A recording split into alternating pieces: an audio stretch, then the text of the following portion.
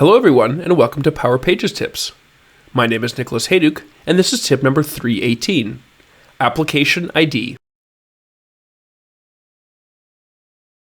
If you look at the Site Details area in the Power Pages Design Studio, or the Power Platform Admin Center, you'll see a field labeled Application ID.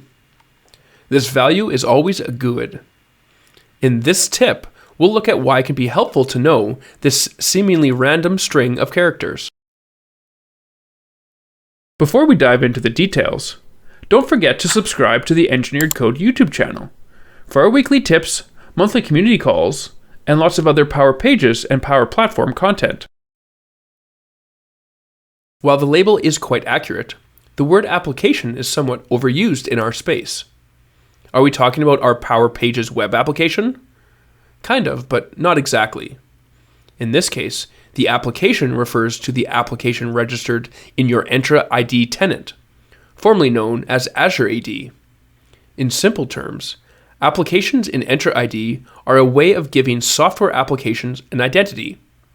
So, think of it as the user account for your Power Pages web application. Each Power Pages site has its own application registered with Entra ID.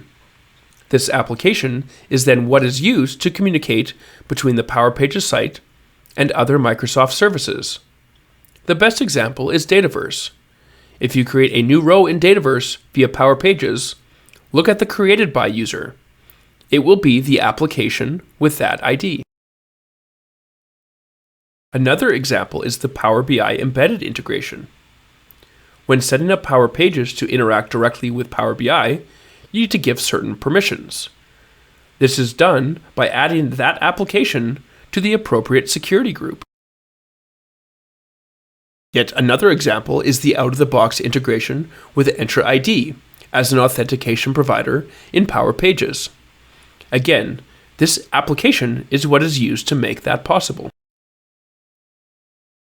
While it's not something you have to deal with on a daily basis, knowing what that application ID refers to can help things make a bit more sense sometimes, especially when you're looking at how Power Pages integrates with other pieces of the Microsoft ecosystem.